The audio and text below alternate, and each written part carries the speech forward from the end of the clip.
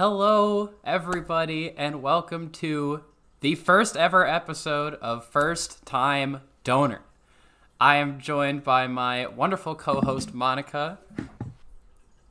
Hey, how's it going?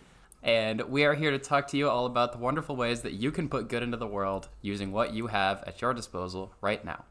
So before we get into things, we are doing an incentive on the Zeldathon channel has it been the past week? 2 weeks?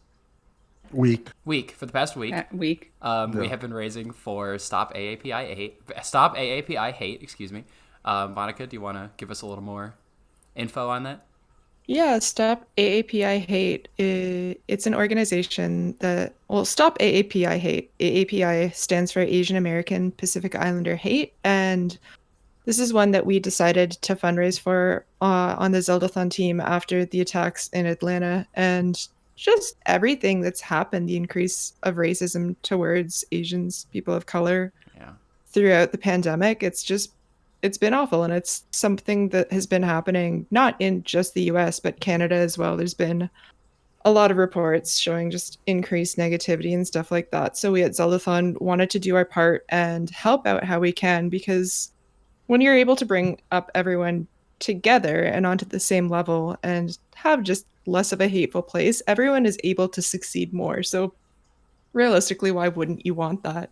Of course. And yeah, we're Zeldathon. We like to fundraise for charities. It's what you're going to hear us chatting about today as we're recording the podcast too. So it was twofold. It made sense. So if you're donating today while we are recording, no worries. Your donation will still be read. Mojo is going to read them for us at the end. And then after that, we're going to answer some questions. So if you have any questions about what we're chatting about here today, you're going to hear a whole bunch of interesting stuff. So just hit !ask, or just ask a mod to do that, and they'll post that. And yeah, if you have questions about the podcast, about anything we're talking about in the podcast, anything at all that you hear, ask away. Absolutely, for sure. So on that, we are all of us here, both myself and Monika, your hosts, as well as our two wonderful guests, Kampy and Mojo, are all members of the Zeldathon team. This is not likely to be how all of these episodes go, but we felt like it would be cool to kind of do an introductory episode and talk a little bit about who we are and what we do. So Kampy or Mojo, do either of you want to start us off on that? Are we going? Is this like the whole thing? Yeah, I guess. Oh.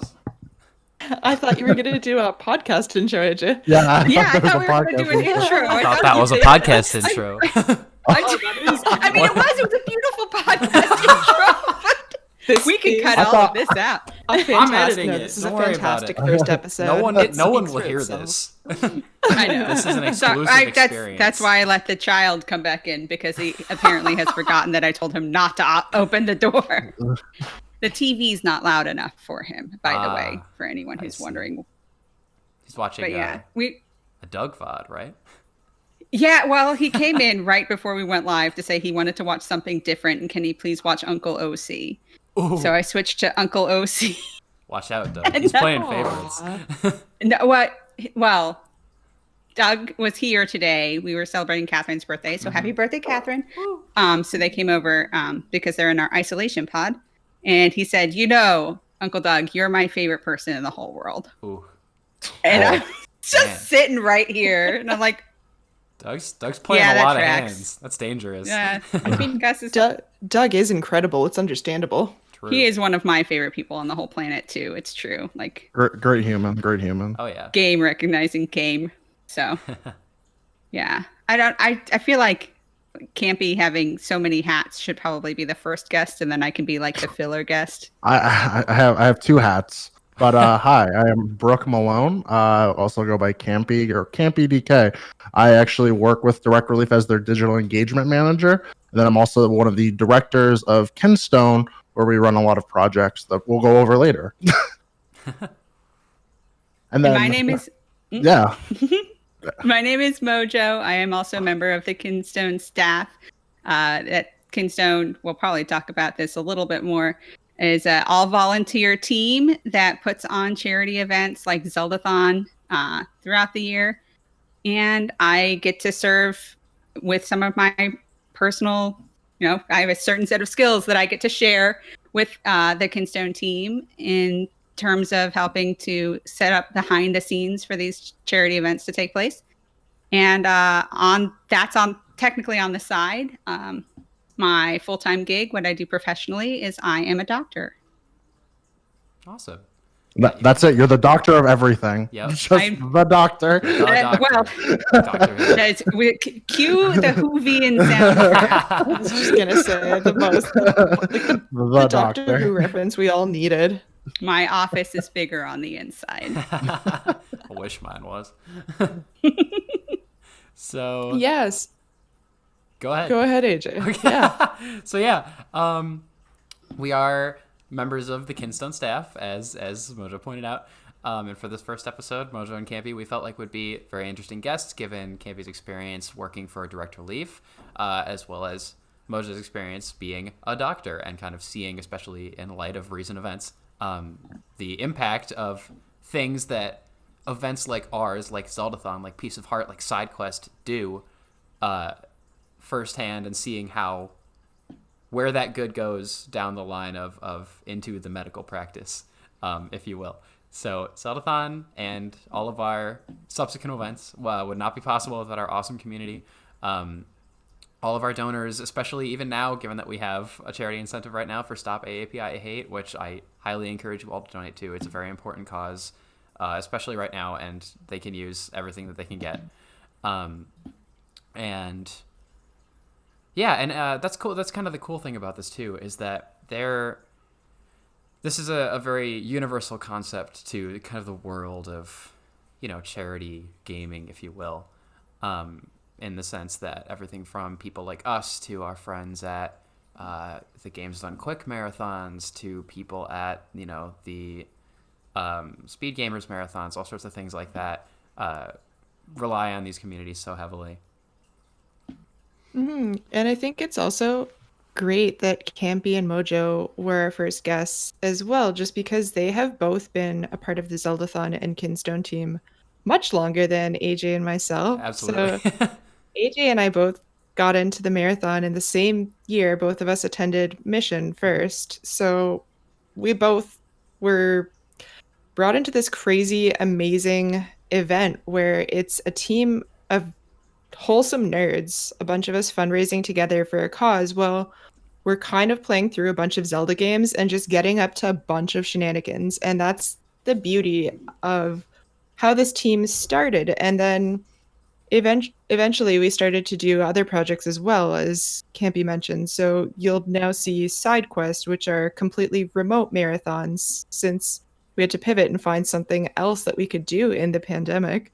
But then also when the pandemic is over, you're going to see some more of our traveling events as well. Mm-hmm. The Piece of Heart that first debuted at MomoCon, which was a really interesting story, actually. I had no idea how Kampy just kind of surprised MC with that one, actually, if you want to talk a bit about that. So I can, with like Kinstone and everything like that, we've really only done our main project Zeldathon for many years, for about 9 years straight. It was 2 events a year, and then sometimes we throw in a small event. But we started wanting to do more, and with me as a director, I always want to do remote events. I want to do something big. So Zachary Witten, who works with St. Jude Play Live, he's the head honcho over there. The man you need to know if you know St. Jude Play Live. He runs everything there.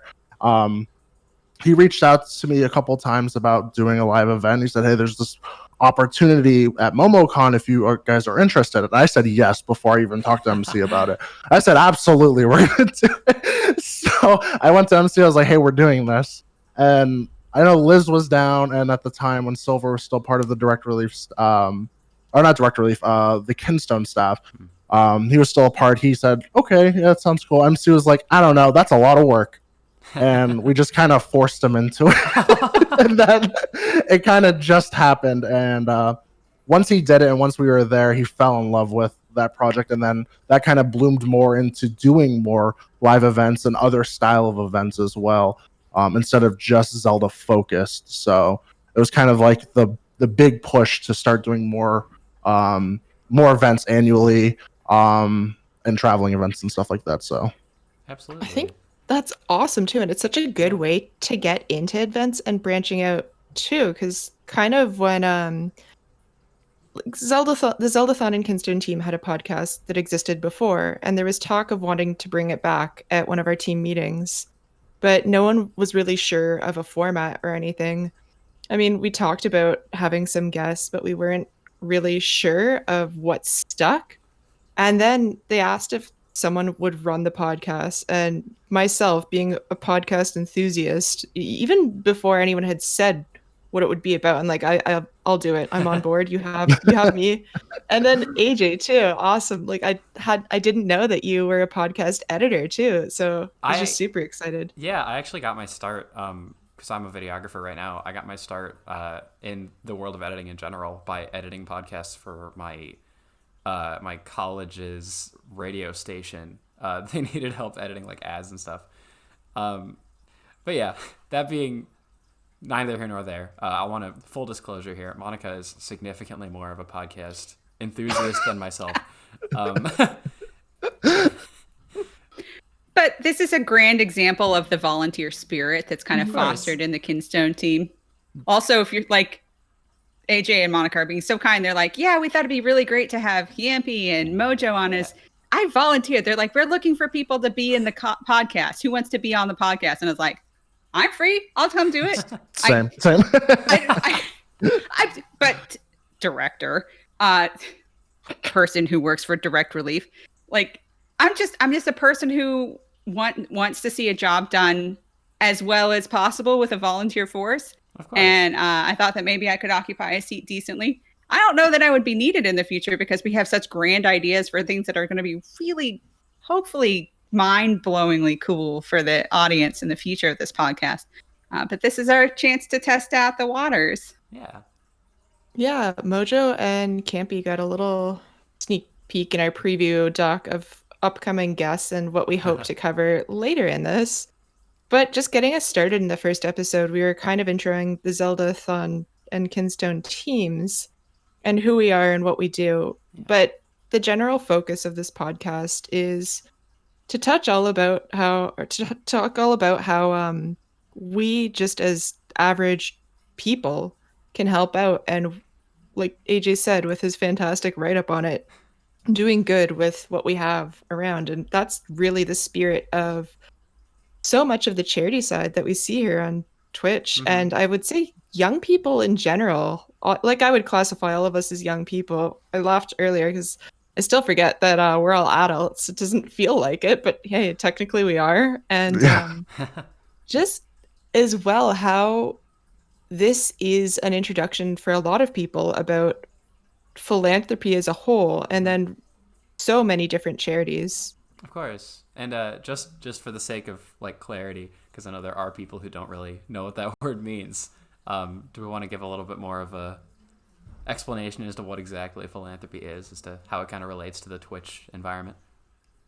So philanthropy, the way I see it, it's helping out charities or just good causes, but a lot of people break it down to just donating to those, which I don't think that's how philanthropy works at all.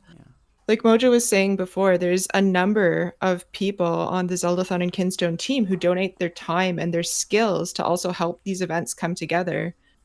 And that's what you see as well, like people volunteering at soup kitchens. I had to do volunteer hours in high school as a component of my high school diploma. Likewise. So where I volunteered was I joined a community orchestra and was playing as a musician there for free. And that was a component of volunteering. That's awesome. That's super cool. Yeah, just outside the box ideas like that on how you can help, what you can do. Yeah.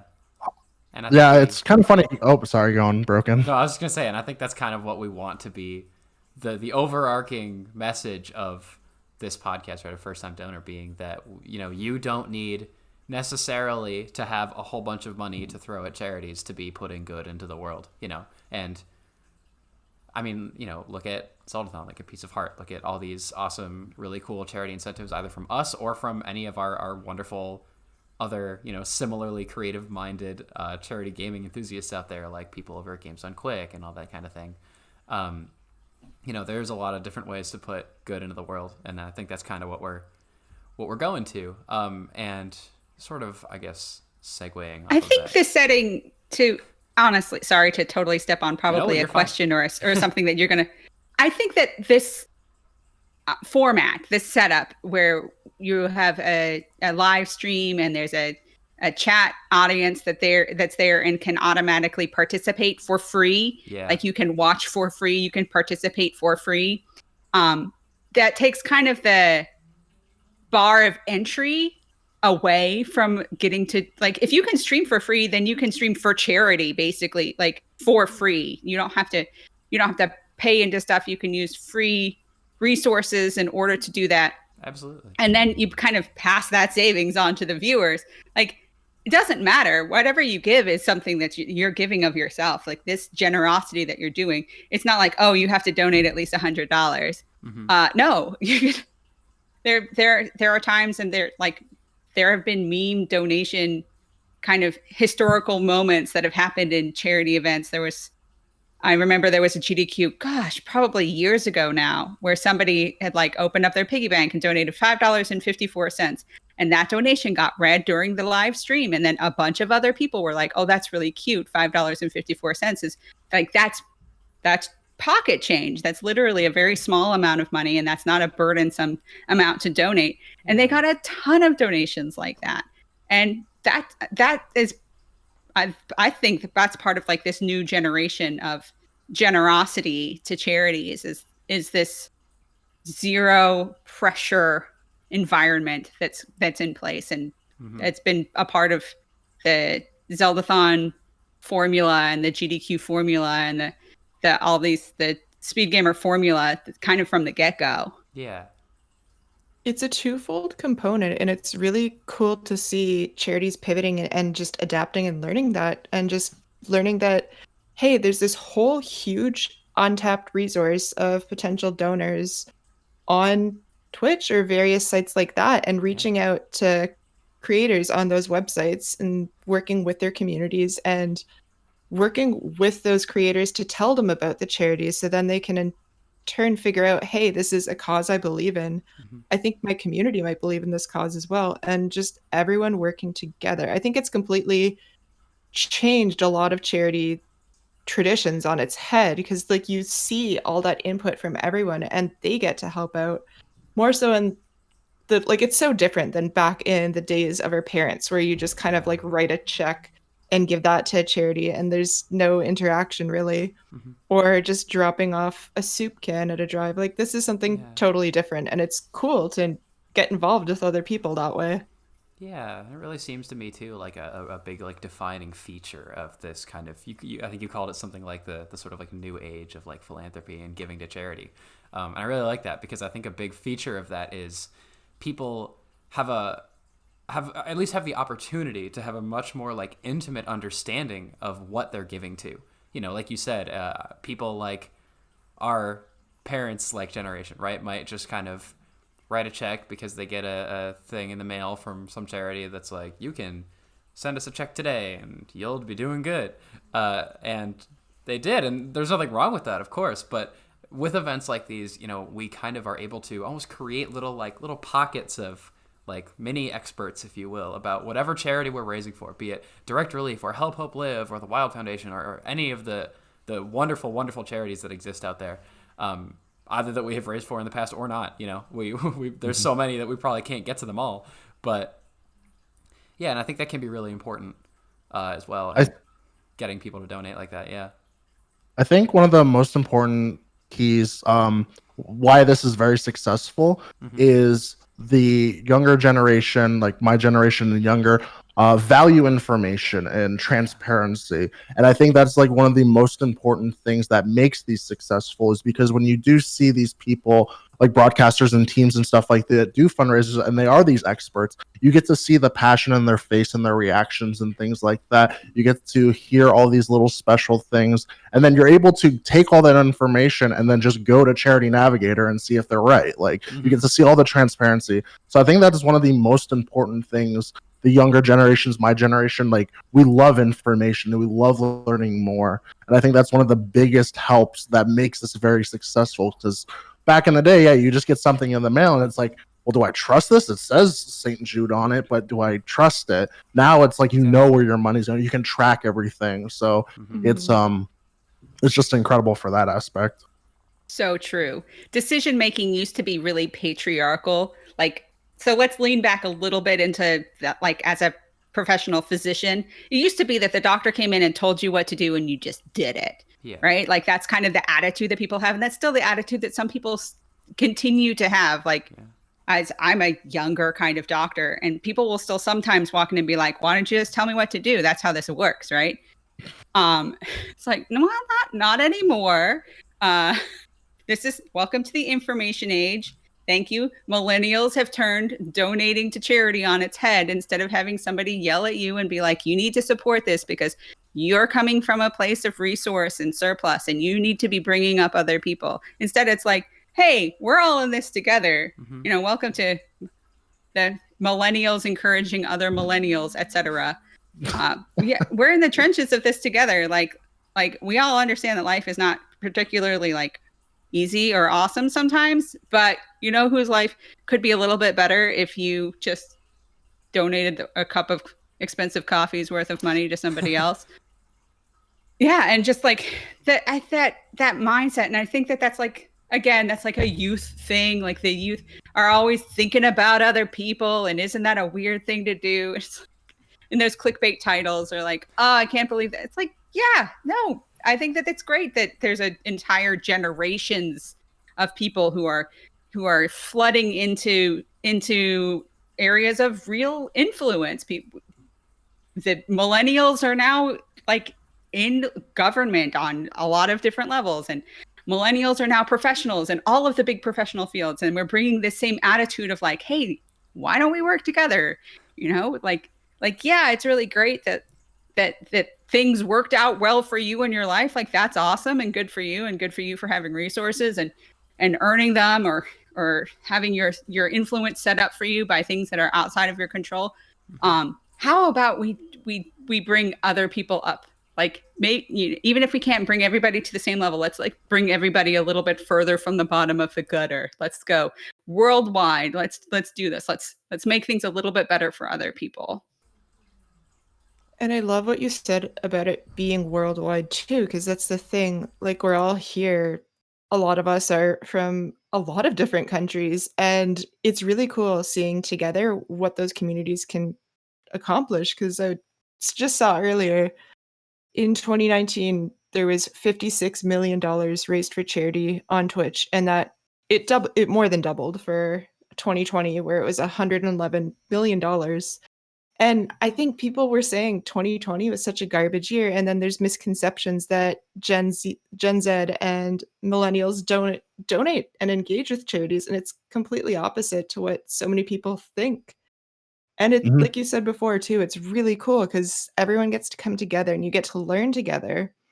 And just seeing someone like Dr. Lupo and his enthusiasm and engagement with his audience, and in turn, even if people can't donate, they can always spread the word and get that message out there to more people, which is something that I love about it. It's another one of those things that is, again, very unique to this sort of era of fundraising, is that you can do good in a very monetary way without spending money. You know, even if it's just like, hey, wow, I see this really cool event happening on Twitch and they're raising money for Help Hope Live or Stop AAPI Hate or Direct Relief or whoever, any number of charities. And you can say, okay, like, maybe I am, I don't know, a high schooler or an unemployed college student like myself, who might not have a lot of extra money to give. You can make a tweet that someone might see, who might retweet it, that someone else might see, who has the ability to donate. And it can be very... Obviously, it's hard to track these things, but that's not what it's about. It's about making sure that you can do the most good with what you have, as we're talking about. So it's a very interesting way to be able to give, in a sense that giving your time and efforts in this era of fundraising is just as important as like trackably monetary ways of giving as well. Yeah, 100%. So last year, like 2020, we all know how that went. It was one of like the larger like online fundraising through gaming for Direct Relief in a very long time. It was insane. And that's without two of our live events that MC and I both run being live events, which are normally like $200,000 events over a weekend. So that's like almost $500,000 just that just didn't come in. And we still surpassed just because there were so many people wanting to do like COVID relief and things like that. Any natural disasters that happen, because like the world doesn't stop, even though we have to stay inside. There's always stuff going on. And last year was just, it blew us away with how much people were giving, not only on the online aspect, but also just in general, like how charitable everyone was, just without even an online event going on, just going to the main donation page for direct relief. So it was crazy last year. And like, there's a lot of stats of other charities doing just as well throughout the year, just because there were so many people that were still able to work. They would get that stimulus check and say, hey, maybe I don't need this. Maybe I can donate this to those who need it. So we did see a lot of amazing giving from like millennial groups and things like that. So it was incredible. It in turn became the year of doing good with what you had and just trying to bring other people up and remembering that we're not alone, because like that's one of the coolest things is even though we couldn't have the in-person marathon, we were able to have one together online remote and still pull off a really successful event, which would like it's the spirit of all of it, like the doing good with what you have. And I think like that's how it started for MC too, because he was running this out of just his bedroom originally, and it was just a couple of friends on a couch, but just seeing how it's grown as more people have gotten involved and come on board and been able to offer their skills and help pitch in. Of course. And for those unaware, so now instead of it being a couple friends on a couch, it's a live improv concert and sketch comedy and donation trains and just like incredibly like varying levels, but also incredibly produced content but it's still people on a couch. Like that part has persisted. This has been going on for a decade. We still have friends on a couch playing video games together, enjoying one another's company. Yep. And that's the thing that's like been like the most constant thing with Zeldathon, or like with Zeldathon as the event and then Kinstone events and as a whole, is we want to keep the principle of friends hanging out on a couch instead of, hey, just local friends, now international friends and broadcast friends and things like that, just having everyone, and we're all friends. And that's kind of like the biggest thing is we always promote, even though like we start throwing money at the event and making it grander instead of being an MC's house where 15 people are sleeping in one room. Those are the days, dude. and the only thing you had to eat was Cinnabon. Thanks, Kay. Really? I haven't been around that long. Nor I. Yeah, it's definitely like just always stuck to that whole principle of friends on a couch trying to do good for the world. And now over time, like especially when Mojo joined, Mojo came in with a lot of like really good ideas and wanting to organize and things. And we've always kind of lacked organization, and kind of Mojo really helped us with just like, okay, let's utilize everyone's like skills instead of saying, hey, you do this just because we think you can do it. Like Mojo is very good at organizing and keeping up on certain people. So then we started taking those things and just making the event better. And then now it's transformed into staff and volunteer roles and everything. So Mojo joined at the time when we were like, oh, geez, we need to do this. Like we need to be a little more responsible, because it was just, we didn't know what we were doing. It was very much like the team was getting larger and larger and larger, and it turned into, hey, these tasks need to be done, period. And it turned into, these tasks need to be done as well as possible without straining. Remember, it's a volunteer force. Like, let's not burn out our volunteers, but also like, who is the best? Like, it's, Monika is a fantastic musician. That Monika should be doing musical stuff. This person shouldn't really be doing musical stuff, but boy, I'm really good at keeping a schedule and like aligning things and making sure that like there's always somebody in charge of doing XYZ. Like that's the gift that I have to give. That's in my skill set. That's a thing that I donate to Kinstone, is being really good at DMing people for updates and doing schedule stuff. And like, we've got video people. I'm gesturing to where I can see you, but apologies, mate. Like AJ is really great with he does videography, for crying out loud. he walks in and says, I can do videography. Like, let me work on that thing. Kampy is the kind of person who can do a little bit of everything, but also is really good at letting go of those things. So he's a champion delegator. And thank you. I appreciate that. That is not a skill that I have. I'm like, oh, that needs to be done. I'm going to do it. Letting go of stuff is very hard, but you have to expect there's other people that do a fantastic job, and they want it more than you. So setting up the stage is what I'm really good at, and then say, here you go, have fun. And you're a wonderful ideas person. Like you had the idea of like, we should do a live performance. We should absolutely do this. I'm gonna get enough of the strings pulled so that this happens. We wouldn't have had a live event at MomoCon if you hadn't been persistent in that. Exactly. But that's what Kinstone likes. That's how we like to do things. We don't think of ourselves as like a convention that also has a live stream going on. That's what GDQ is. GDQ is a convention. It's a gathering of people. There's part of it that's on video, and that's people showcasing their talent, playing video games, encouraging donations because of this skill set that they can demonstrate. But that's also about like thousands of people gathering in that space and attending that event and spending time with their friends and like using that, like, hey, GDQ is going to be raising millions of dollars this week. I also want to see you and play a little casual 1v1 in one of the play spaces. Like there's so many ways to do this. And then let's bring it to the other direction. Somebody just sitting by themselves in a solo live stream can still do good for charity. Mm-hmm. And it doesn't matter if they have a community of 15 people or 15,000. Mm-hmm. But I think leaning into that too, and just accepting on why all of the bigger marathons and events like that are different is why it's so cool to see all of them succeed and just have a ton of money brought in for various charities.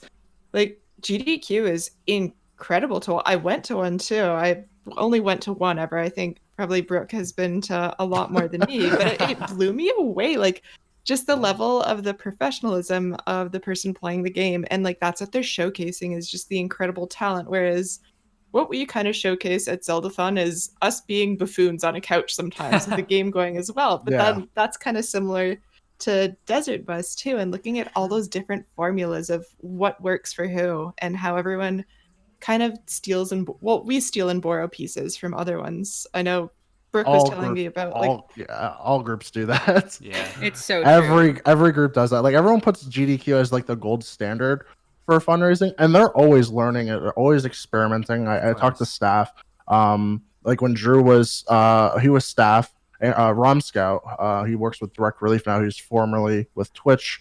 He would tell me like there was always a learning process. There's always something new to try out and do. So even GDQ as like the gold standard for charity group broadcast, they're always trying to do something new to make it better. And I'm really glad you went to one, Monica, because the last one was probably one of my most favorite because of how it was run and how everything was. Even though it was in Florida, which was super nice, it was. I recommend everyone just to go to at least one, just to see how it's run and just get that feeling, because you'll leave there wanting to do more with like the events that you're a part of, and you want to take little specific things from that. It's like, oh, I like this, how this is run, because just watching it and being there completely different, in my opinion. Oh yeah, absolutely agreed. And like speaking as someone who found Zeldathon before I found Twitch, honestly, just that's where I tripped into the world of Twitch was from Zeldathon and through music. I had no idea what a speedrun was until I probably had attended a couple Zeldathons. And then once I was there, like learning about it, it was really cool. And yeah, I guess that's what I really do appreciate Zeldathon for specifically, is just all the different elements that they borrow from other marathons. And they're able to kind of have a variety show marathon. And yeah, definitely biased for finding my way into here through the VGM aspect, the video game music aspect as well. Like I wouldn't have found Twitch if it wasn't for Zeldathon. Yeah, I think a lot of people can kind of relate to that too, in the sense that their first introduction to the world of Twitch was through charity incentives, and I think that's a really good thing, and I think that's something that we should continue trying to do, because then not only have you introduced someone to this really cool realm of entertainment, you also have a potential new person who can put good into the world. You know, a person kind of like Brooke talked about earlier, you know, like you go to events like this, or you see events like this, and you come out inspired. You come out wanting to do things in your own personal realm or your own personal circles or environments or whatever, you know, that does exactly that puts good into the world, and is kind of that cycle of, you know, things that you see turning into inspiration, turning into good is another really fantastic way that people can go about doing that. Mm-hmm. Like, one of my favorite things about like doing events and things is traveling to events. So MC and I pre-pandemic would go to like 2 or 3 events a year just to learn how the event was run, and we take so many notes, just seeing like how everything was like focused, like what their points were, like where their flaws were, how we could integrate some of that and just fix it. And that's one of my favorite things to do, and I highly recommend a lot of people to do that. Like, join in on other communities as well. Like, even just say, hey, if you need a volunteer, you're going to learn quite a bit, because a lot, like when you're just with one group, you think like, oh, we're doing everything right the entire time. Like, that might not be the case. You might go to like a Speed Gamers event. Like, Doug and I have both been to Speed Gamers event, and we see how differently those are run, and we take some of those ideas, and even some of the staff, they'll say, hey, maybe you'd fit really well in with like our segment here, because I like your energy that you're doing with your event. Could you bring that with us as well? So you learn quite a bit from going to other events, not just watching them, but physically going and just being there around the people. Like, you'll learn quite a bit, and just like you'll get more passionate every time you go to a new event. You become more passionate for your main project, and it's really cool too, because you get to meet a bunch of other people who probably have that same common interest of just wanting the world to be a little bit better of a place. And I think that's truly the spirit behind all of this. Like, not just Kinstone, not just Zeldathon, not just like charity streams in general, but like, yeah, it's because like that's the thing. You watch a specific streamer who you like because you feel like they're one of those people as well. And a lot of the time they might introduce you to a new charity that you never have even heard of. Because that was the thing, like, I was a Canadian, or I am a Canadian, and, you probably heard it when I said, Gen Z instead of Gen Z, but, I had no idea Direct Relief existed even before I, had heard of Zeldathon, and it is absolutely an incredible charity and one I truly believe in, and, like, that's the thing too, I've found so many cool different charities that I've gotten to learn about, and it's fun to, like, chat with the audience about what that charity does as well. Yeah, like you find so much passion from just learning about charities, and that's how like I got my start into Direct Relief. Was Direct Relief invited us out, and at that time I think it was Help Live and St. Jude have invited us out, but Direct Relief was the one I fell in love with, and I straight up asked, not even jokingly, they thought it was a joke, and I said I was dead serious. I was like, yo, you want to hire me? Like, I love this place. I'm like, wait, are you serious? I was like, yes. It's like, please hire me. And then MC sitting there like stargaze because he loved Direct Relief as well. I was like, wait, me too. And that's how it started, is because like how we found out about Direct Relief was through Reddit. We're like, hey, is Direct Relief cool? Like, we give us your PayPal. Like, we want to fundraise for you because we hear you're pretty cool. But we had no idea what Direct Relief did besides just what was posted on their site, and then we got to talk to staff and learn so much more. We fell in love, and that's the same thing with every charity we fundraised for. Like, we read through it, we learn from the people, and then we just fall in love and say, this is what Kinstone believes in. Like, this is what the whole organization is going to believe in, and we feel the team's going to love it just as much as the directors when we choose charities. I think that's super important when everyone that's like heading events like falls in love with the cause. The whole team is going to share that passion from the top down. So it's just amazing. For sure. There's an element of sincerity there. Oh yeah. So there's one thing to like read from a script like, this charity does XYZ amount of metrics, blah blah blah blah blah, versus versus you learning like somebody has shared this script with you. And then you're like, man, that's super cool. I checked out the website. Welcome to the information age. I went and looked at the primary source of information. Not only is it, so let's use Charity Water as an example. Like, not only do they like make sure that there's potable water for people. The getting water into a community also actually boosts that community by letting the women and children do other things with their time besides walk for 8 hours a day to get clean water. So suddenly women can have businesses, and children, is particularly female children, can get an education. Like, learning that, I was like, okay, full stop. Let's talk about getting women to get degrees. Yeah. Something I'm a little bit passionate about as a woman with a degree. This is very like personal to me now. I don't live in a developing country, but boy, I think it's really important to get kids in a classroom. Yeah. Taking that, like, instead of being like, charity water uses 100% of your donations in order to get clean drinking water to communities that really need it, and it'll help them thrive for blah, blah, blah, blah, blah. Like that it's real. And everyone who gets pulled into these charity teams, like, we're all this like-minded, this vein of this perspective of this is so important and so cool. And the people communicate that really effectively, whether they're somebody who speaks in exclamation marks like me, or where's the lie?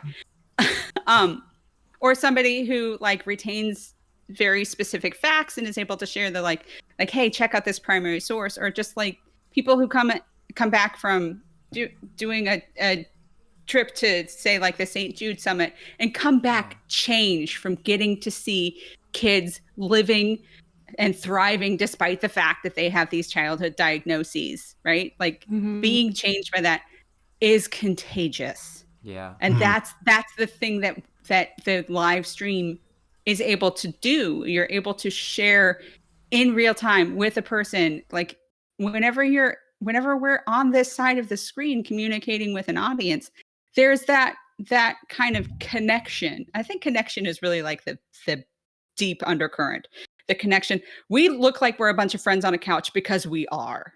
We have a connection, and that thing that we have in common, that common ground that we start from, is that we care about caring for other people. Bingo. And that shows that's able to be communicated in this forum easier than back in the day when you would get mailers, or like there would be a telethon and there would just be operators answering the phone in the background of somebody just like talking during commercial breaks. It's just a completely different format, and it's caught up with the digital age. And that's the design of things. Take a technology, evolve with it, and then turn it into something good.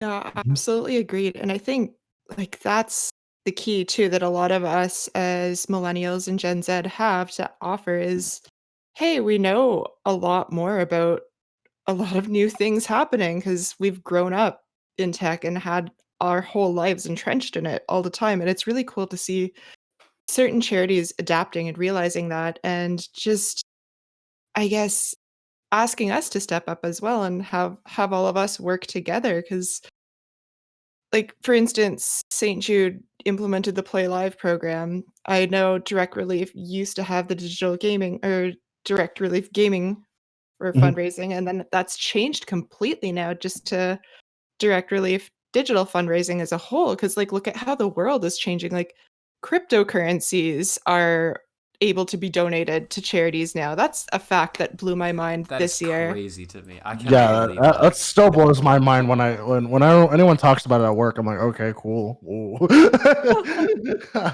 Give me a Bitcoin.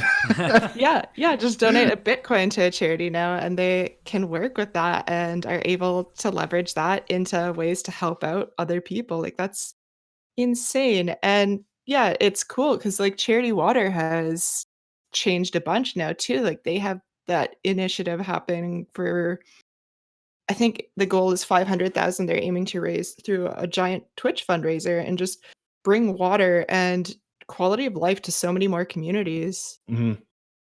Absolutely. And I can kind of touch on this from a charity aspect into the gaming sphere. A lot of charities had to learn really quickly that the digital age is very important for charities to succeed. And if you're not, you kind of get left behind. So when you bring up like all of these programs like Charity Water being very involved, Charity Water was not originally very involved with wanting to do digital space things until they started learning more about it. And that's the same thing with a lot of charities. Back in the day when Zeldathon was first asking and reaching out to charities, we got denied by charities a lot. Like we'd have to, it was cold calling back in the day. But since like St. Jude Play Live is the large one that really kicked off the whole gaming sphere, a lot of charities had to catch up and learn. And it's just been a crazy development thing, like to see like all the charities that are thriving are the ones that everyone keeps naming, is because they're doing such an amazing job. And so like with this whole digital age of like the donors and the content creators having to change from original telethons, the charities have to completely change as well. And understand, because a lot of charities board of directors like old white people a lot of the time, like it's not a very diverse staff, so they're having with the millennials and everything like that coming in, and we're having to teach these charities like, hey, this is important, like this is the way to go, this is the new frontier for fundraising, please like be aboard this. So that's one of the biggest changes as well, is not only just for fundraising, but the charities need to understand like, hey, this is a force to be reckoned. Like this is just here to stay, and this is how like things are going now. So 7 to 10 years ago, it was a too big of a risk to take for these charities. Charities don't operate with a ton of overhead to do risky things. Like it makes sense. But at the same time, like here's that untapped market. Millennials, we are entering our 40s. Okay. Like we have been, we've been adults for a long time. And like you said, you know, old white-haired people sitting around boardroom tables are forgetting the fact, like, yeah, your kids and grandkids are your kids and grandkids, and they're young in your heart, but we are the active generation. We're people. We're out there performing commerce and producing economy. But so finding the ways to reach this untapped market, this potential donor space. And this donor space doesn't watch cable anymore. You're going to have to find them. You're going to have to go to them where they are. And the people that have had this success are the people that have taken a hold of that. People who have hired in younger people, direct relief. You and MC, who is an executive director of Kinstone, by the way, for anyone who is not aware of that.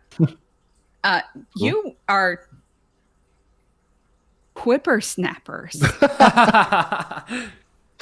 You are young and in your prime. You are adults with decades of adulting to happen before you reach retirement age, which, you know, might change as we continue to age, as we continue to live longer and fuller and more higher quality lives. Retirement's in the 70s now. Let's go. I'm never gonna retire. I'm gonna wake up dead at work one day. But I love what I do. I love what I do because what I do in the charity sphere is very similar in terms of like tangible results to what I do in real life. Like I am in the business of giving. I am in the business of health.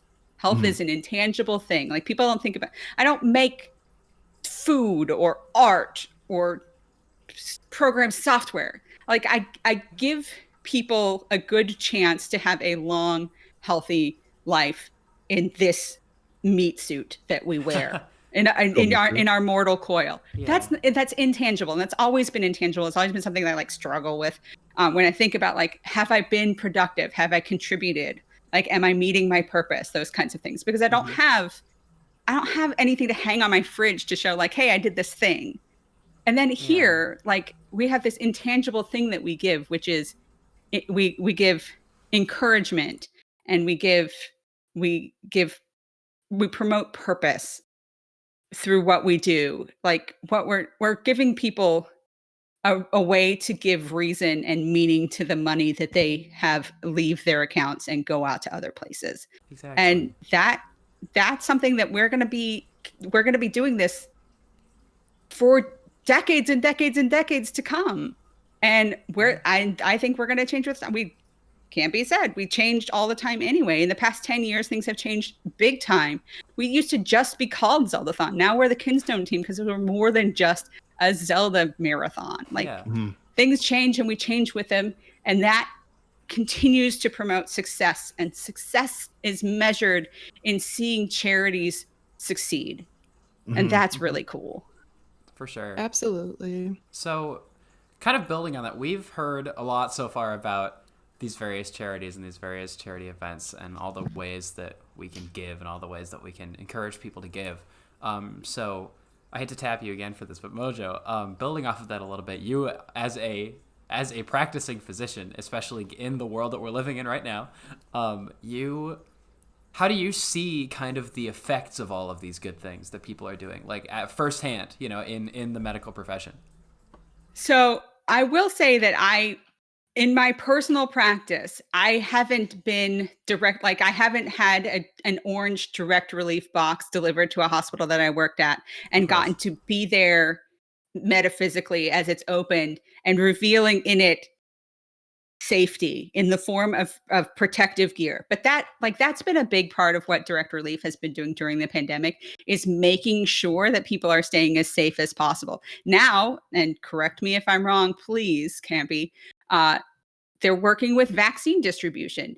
Vaccine distribution is safety in an orange box again, but instead of it being masks and booty covers and headgear and gowns, it's like, here is internalized safety mechanism. Mm-hmm. Before becoming a part of the Kinstone experience, I've done charity projects where you go to a community in a developing nation and you do stuff for a week to make their lives a little bit better. And you're like, man, your life is really hard. And I have to use an outhouse and I can't brush my teeth with the water that comes out of the sink. And then I just come home and I'm not changed. Boy, that was really impressive to see. And I love to see the fact that things are different in this community.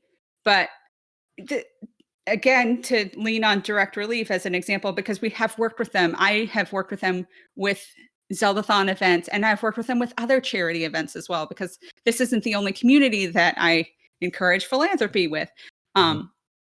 They don't just save the day. They don't just ride in on a white horse like, hey, you had a tsunami and that's really bad, so let's send an aircraft carrier full of supplies to keep as many people as alive as possible.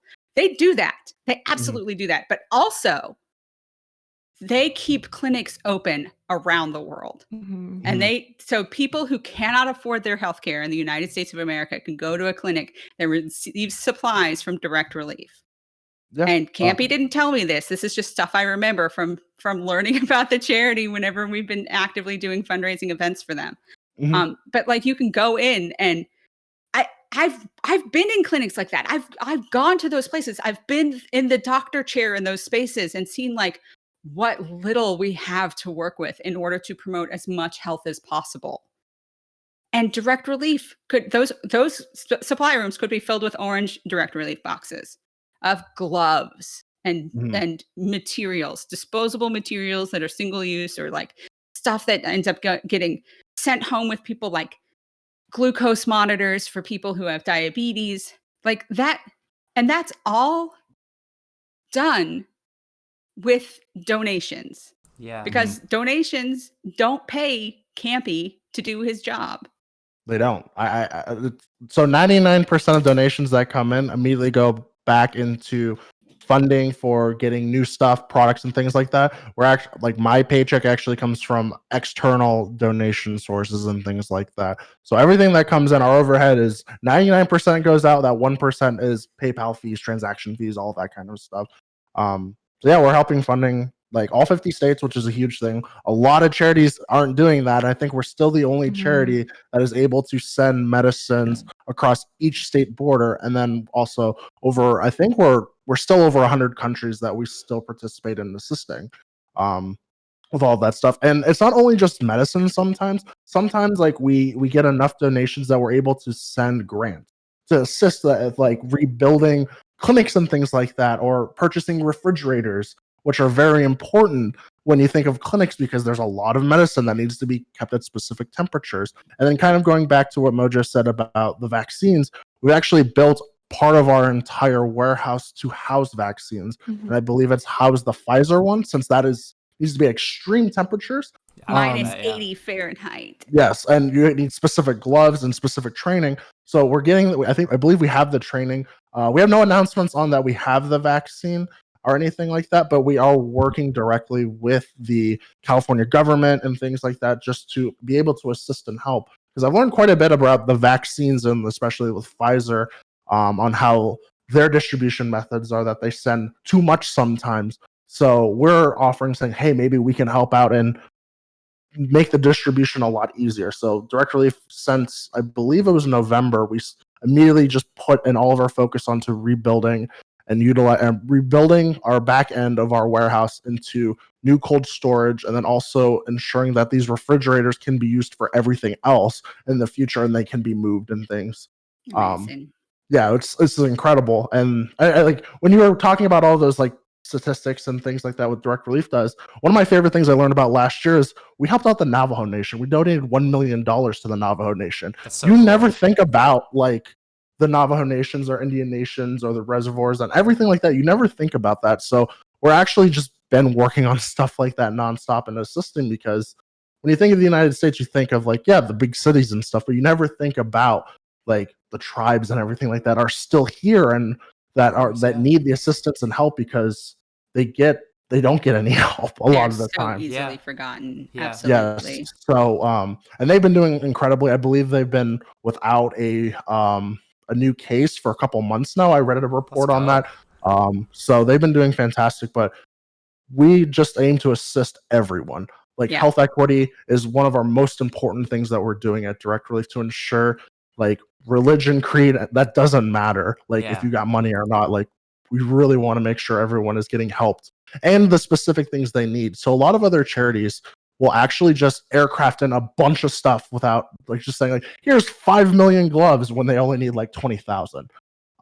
We actually have like this whole back end where I kind of call it like the Amazon site, where you can request specific amounts of stuff and we can see if we have it or get it, and then get the exact number of things to you that you need. And then every year we update like our hurricane prep kits to ensure like it's the correct things, that you're not just getting wasteful products that are just going to get tossed or something like that. So we're always keeping up with that kind of stuff so that nothing ever goes wasted. Everything is being used properly. And I love that it's called the Health Equity Fund too, because that fully feels like what Direct Relief stands for, is just equity. Because like they're an international nonprofit, hence why you see my Canadian bias of loving them so much too. But them and other international nonprofits too, like so many of them stand for equity, and that's why we're fundraising for Stop API Hate today. Like we're all here. This equity is what has brought us together, and we're just trying to look out for ways to make everything more equitable for people as well too. Whether you're donating towards a St. Jude Play Live fundraiser, because their goal is to just stop cancer for all children. Yeah. And that's the really cool thing about that as well too, is I learned when I got to go to the St. Jude Children's Hospital was that they actually share their research with everyone to try to make it better for everyone.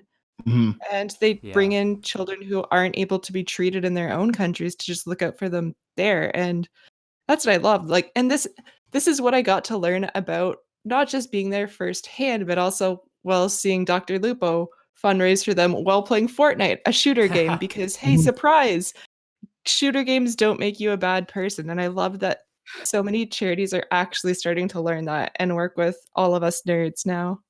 Oh, yeah, 100%. So like when I said earlier about Zeldathon getting turned down on charities, when we said, oh, we're doing online gaming, the first thing every charity said was, we don't associate with gambling. I'm like, how far in the past are you? Like, what? So it was definitely like one of those things like we had to teach and go to. So before I actually worked with Direct Relief, I would actually go to charities, MC and I, and pitch a gaming program so that we weren't even running. We just say, do this. This is important. Like you need to be ahead of the curve right now. And it was just insane the amount of times that MC and I got stopped and saying like, this isn't gambling. And that was just a common thing. And just like, oh, shooting games are bad. Like No, like the only game that's questionable that I usually say is like, all right, if you don't like Grand Theft Auto, just say, hey, please don't play Grand Theft Auto, but like whatever. Like that's the only questionable game I ever tell them, and then just follow the Twitch list. And even so, that's an outlier in and of itself. Yeah, but even that game doesn't make like bad people. I know plenty of content creators that RP in that game, and they're like the most wholesome people I've ever met in my life. Of course. So it's because what you do on the screen doesn't dictate what you do in real life. There is a ton of research on this. Take it from scientist medical hat professional. on. That if you'll pardon a little description of how your brain chemicals and stuff works, there is a part of your brain called a mirror neuron, and it's the part of you that can feel what other people are feeling, even though it's not happening to you. It is the empathy. It was the empathy nerve inside of your body. Oh, that's you can satisfy your I'm going to be super like assertive and dangerous and selfish and have no respect for human life, and you can go and play these games and be a first person shooter and destroy every single alien or human or whatever the objective is.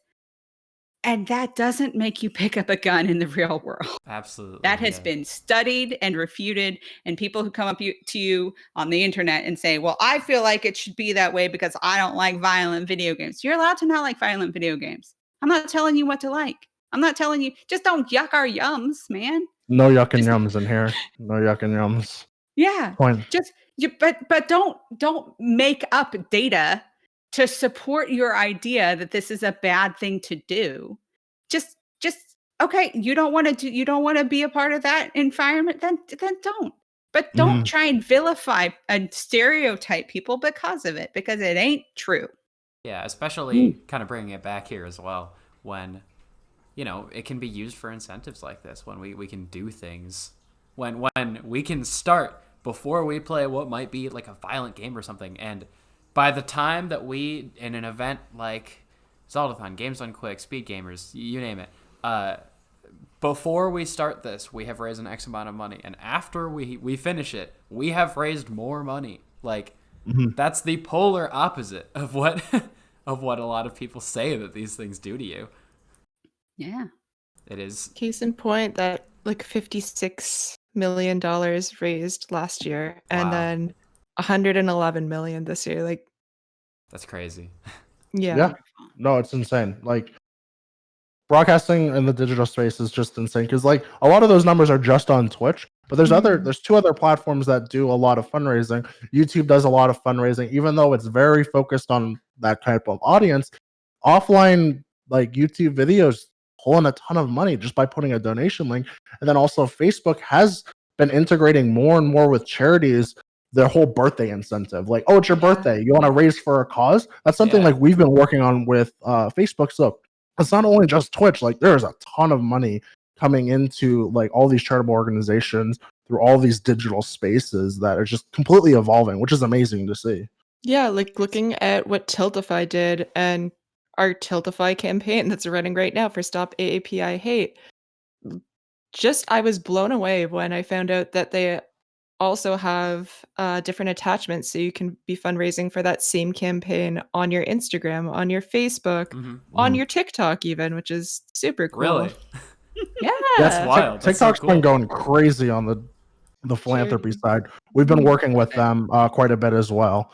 Like they've been really wanting to push charities to be involved in social media and things like that. So seeing these tech industry companies just like Tiltify wanting to be involved is just insane and awesome to us. Absolutely. You love to see it. You love to see it, because then everyone, like, full circle back to the podcast tagline is doing better with what you have, or doing good with what you have. Yeah.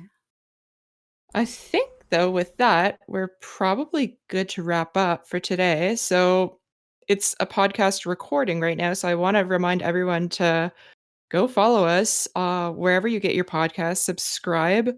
And I want to thank our fantastic guest stars today on our first episode of First Time Donor, Mojo Fibers and Kampy DK. And thank you. I want to, thank you for having us. I do want to promote just a couple events coming up that are just for direct relief. Not only side quest is happening for Direct Relief. We also have a couple team members. Ganon11 is doing a fundraiser for Direct Relief, I believe, with Mojo as well, which is the Metroid Marathon. But I guess this Metroid, there's going to be a lot of different games this Metroid Marathon, which is pretty exciting. So, it's a Metroid Marathon with very little Metroid being played, and that's okay. But definitely check them out. I believe it's the middle of next month. Yeah. April 23rd through 25th. It will be on twitch.tv/Metroid_marathon. Mm-hmm. Yeah. So definitely check them out. And then also just check out the Direct Relief Twitter. We're going to be engaging more into the social media age and promoting a lot of different events coming up. So, but definitely check out the Metroid Marathon. A lot of great friends, and they're going for Direct Relief, so much appreciated. And if you guys need any information about Direct Relief, please feel free to reach out to me on Twitter through DMs or anything like that to learn more about us. And I would also say thank you so much to the First Time Donor podcast team for letting me come and share a little bit of my perspective. It's been an absolute pleasure. Of course. Thank you so much for being here. We really appreciate it. This was a really cool discussion that we got to have on how philanthropy in the real world can connect can connect to people, even just like in the United States, like right here, in hospitals around the world as well. So that was really cool. Thank you both for being here. We really appreciate it. Thank you again. One, as we're closing out for today, I'm not sure that we'll raid anyone. I know there's some people watching who have that ability, but I also know that MC is doing his Desert Bus fundraiser as per promised, and I forget who he's fundraising for tonight. I believe it's API Hate. Yeah, let's go. API. Yep. Yeah, and that's going pretty late tonight too, which is going to be awesome. Yeah, I think it's the 8-hour starting stream. at 9 Eastern, and it's supposed to be an 8-hour stream. So wow, hold on to your butts. Oh my god! It's one MC. It's 8 hours from the location. It's like one trip to Vegas. That's what it is. From where it is. It's in real time. 8 hours. Sega CD is booted That's up awesome. right we now. Summoned him. Yeah. Hi, so MC. Cool. But yeah, definitely check him out. I might be on there as well, helping him out, doing a funny segment. Yeah, I'm excited. sure. I heard there's a number of guests. That's so cool. That's awesome. On the topic of just blatantly taking from other charities, like here we are. He is the biggest. He's the mega fan of all charity events. That's very like true. when we went to when I brought him to Speed Gamers event the first time. He is like one of the biggest Brit fans I've ever met. And then when they were in the same room together, it was so obnoxious because they're the same person. They have the dumbest ideas I've ever listened to in my entire life. And I was just dying. But it was incredible to see him be with that. And his next goal is to be part of a Desert Bus event. He just wants to be part of it so bad. I respect that. That's valid, honestly. That's incredible. Yeah. We talk every single meeting that we have for Metroid Marathon. At one point, usually it's Ganon, says, "Sorry to steal from Zeldathon, but I'd like to steal this idea from Zeldathon." Nothing wrong. Well, don't think about it. Yeah, never think about it. Imitation is the most sincere form of flattery. I don't think it is stealing. It's sharing ideas and all of us learning so we can help all of each other do better and be better. Because I got to help out for VGM Together, which was a banger of an event. It was an online con. So cool. And it was all for video game music. And they brought on MC to help out because it was arranged by Doug Perry and Nudge were the two co-directors. And they had MC come on and just come here. Out. So, yeah, it's just helping out each other and doing what we can. Come here. Yeah, no, it's idea stealing isn't like a real thing. Like we do it every marathon. Like AOTS, that was like kind of like a stolen idea from other things. All the Coliseum events I do for Direct Relief, that was completely stolen from the Smash community. I just was like, well, let's make this for charity with like the Mario and the Runaway Guys community. Sick. Yeah. So like stealing is completely fine in that context of idea stealing to make things better in the world.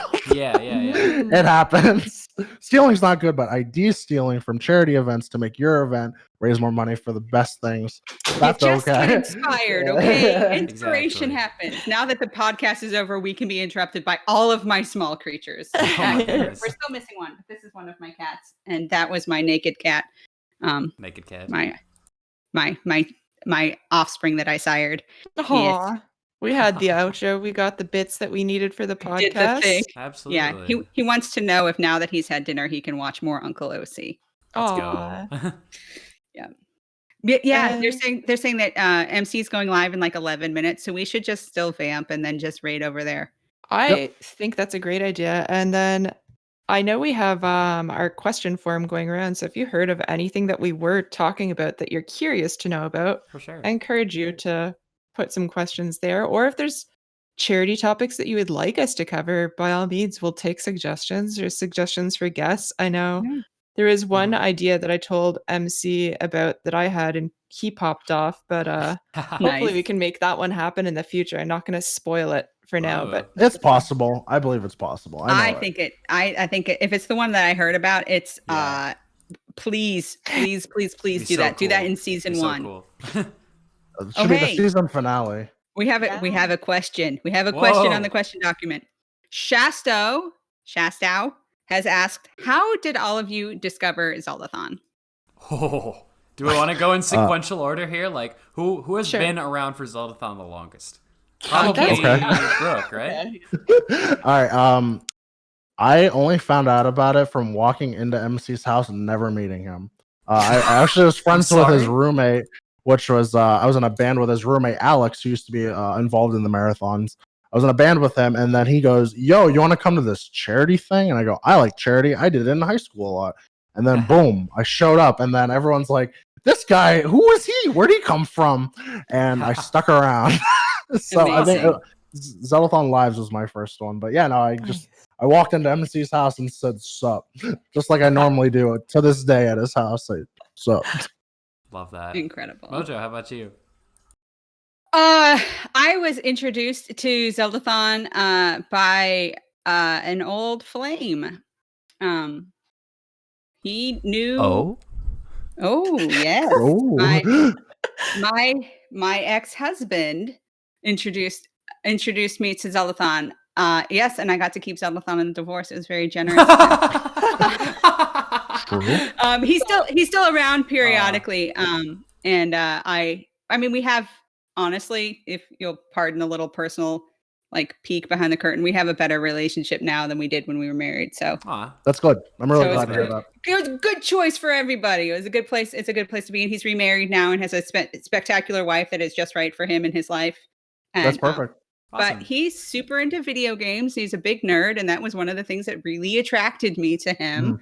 Was that we were both super nerds, and it was really nice. I was in the military in this military town, and I was like this like beacon of hope and geekiness, and like I was allowed to like video games and like conventions and be a part of those kinds of things.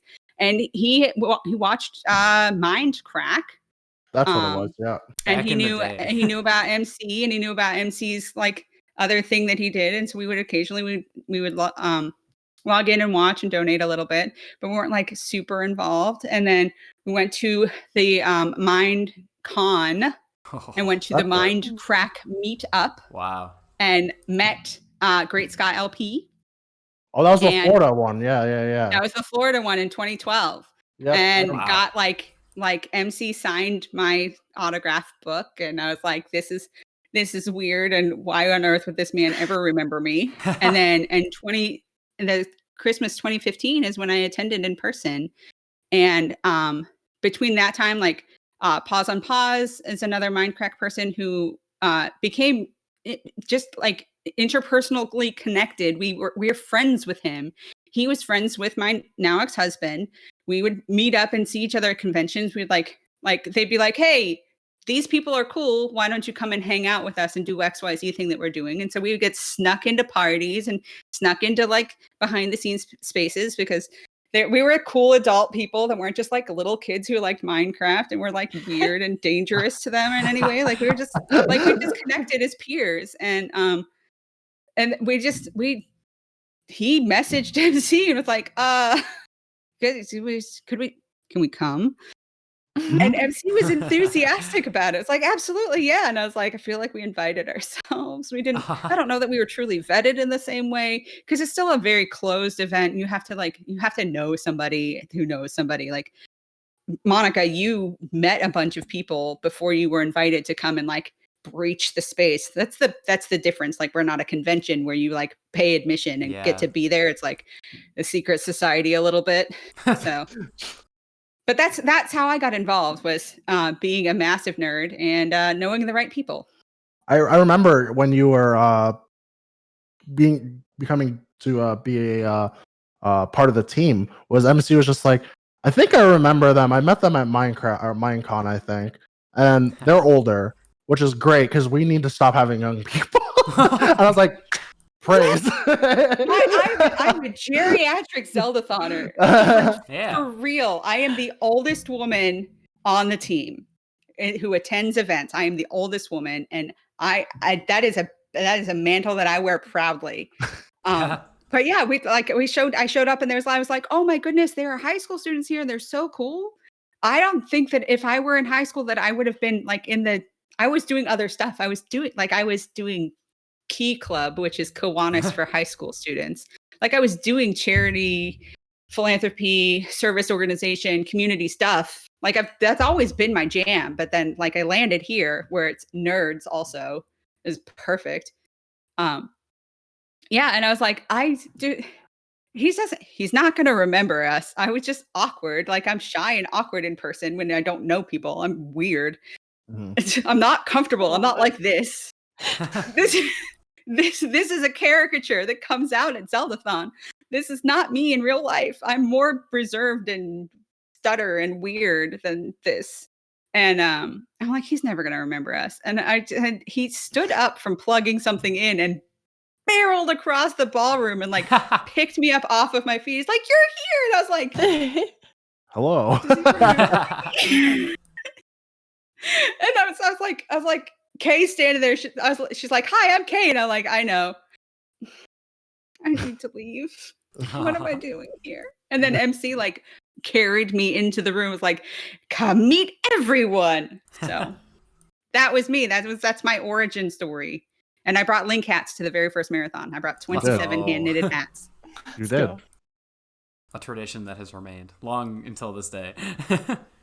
And then you and Monika both joined at like the same time. Yeah. Monika, go for it. Tell us about it. Yeah, so both AJ and I, our first marathon was Mission. AJ might have found out about the marathon before I did, though. I think I found out from a blast to the past, this old website. I think I have mod abilities, so I can post a link, I think.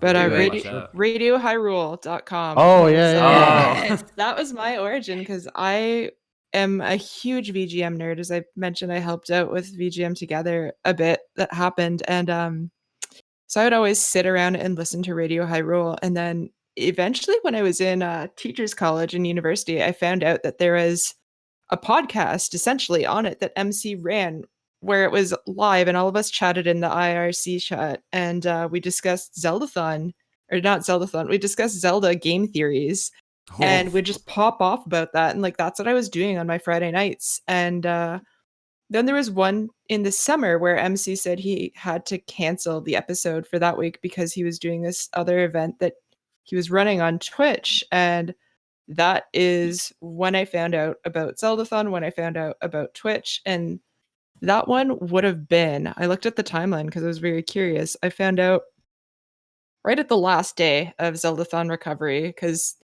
Radio Hyrule or Hyrule Academy used to always be on Friday nights, and it was like right when the marathon ended. But then I watched Zeldathon Classic and got into it more and more, and then ran into some members when a bunch of them went to Symphony of the Goddesses.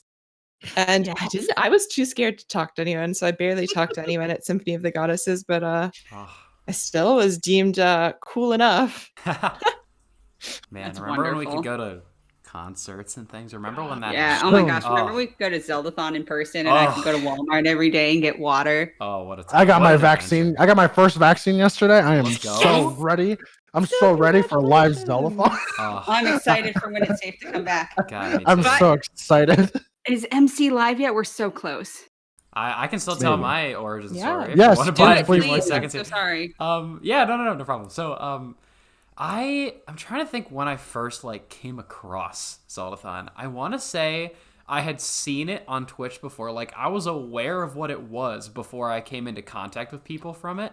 I was never like super duper into it. It was more just one of those things like I was in this phase in high school where I was just kind of like it was like the Twitch plays Pokemon era of Twitch, right? Where like I would just kind of look around and be like, here's all these cool things happening, and sometimes I'd watch some of them, and I have very brief memories of watching little snippets of past Zeldathons here and there.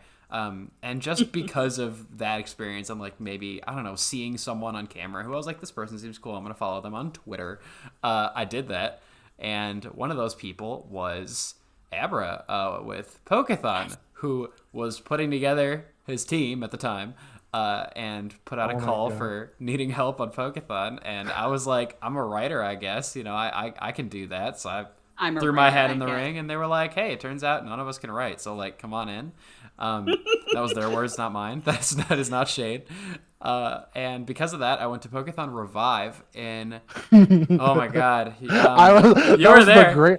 I was there, and I was actually talking to Dark about it. It was like the greatest Pokethon ever. Oh, it was so good. So much happened. So much happened. So many people for Pokethon Revive ended up going to Zeldathon. It was like me, it was Greg, it was Dark. Like we got so many good people for Revive. Oh my god, let's go! That's such a solid crew. Yeah, was that the one that was in Abra's tiny apartment? No, that was the first one in like a hotel that we'd ever done. It was a big deal.